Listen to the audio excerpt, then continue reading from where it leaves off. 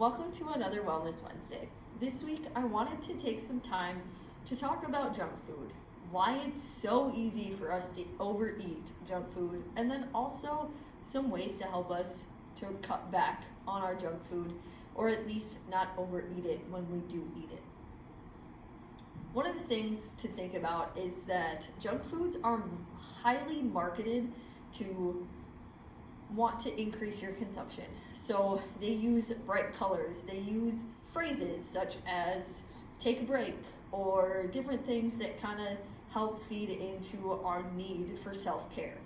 They also like to use buzzwords like superfoods and vegan and gluten-free or organic, which doesn't necessarily mean that it is healthy for you.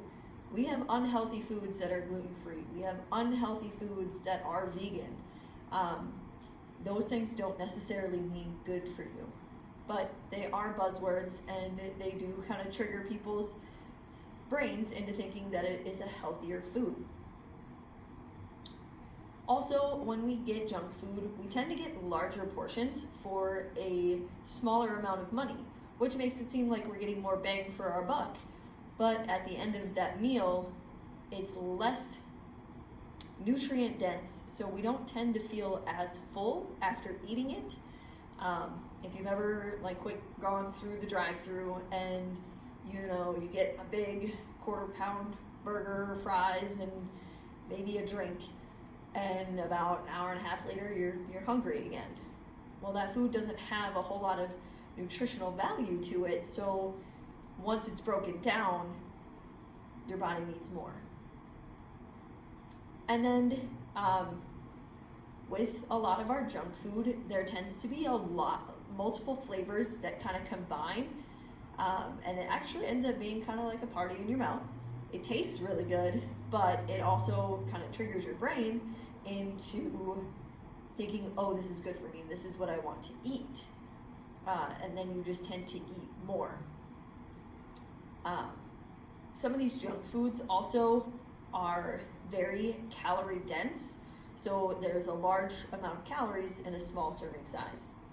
We also have foods that are intensely flavored, so those sour candies, or our really sweet licorice, different things like that have a really intense flavor to it, are also things that trigger you to continue to indulge and eat more than we should. Along with that intense flavor is also that immediate deliciousness. So you bite into it and instantly you're in love with that food. Also foods that melt down in our mouth. So things that start to break down right away. As soon as you take that first bite, you can already feel that food is breaking down.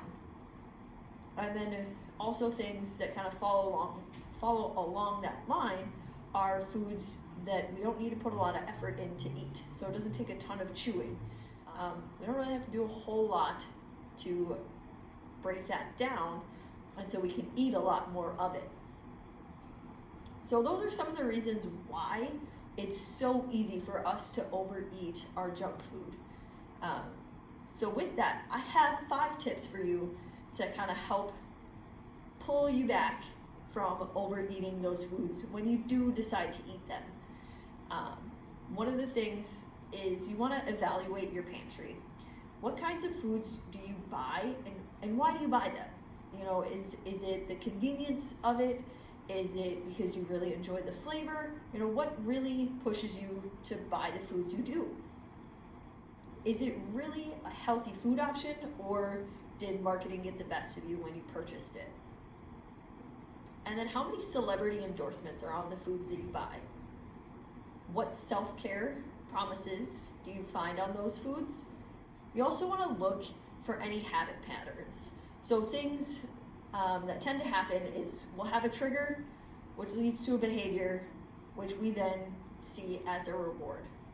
For us, a trigger could be anything from a feeling, a certain time of day, a social setting, different places, or different thought patterns.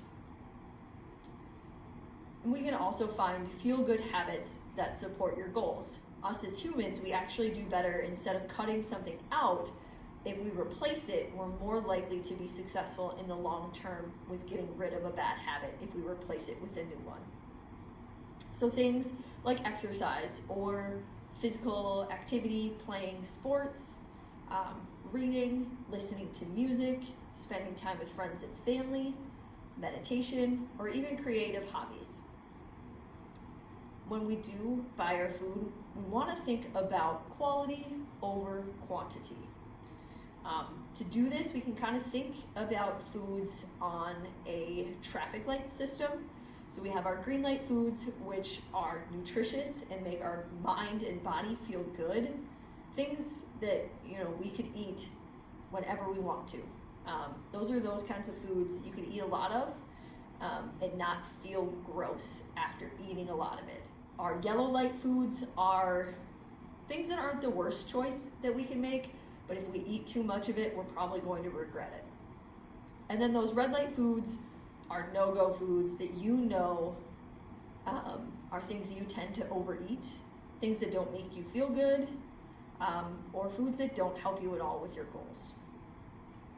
And the last tip, when we are eating anything really, but especially when we're eating junk food, we want to slow down our eating.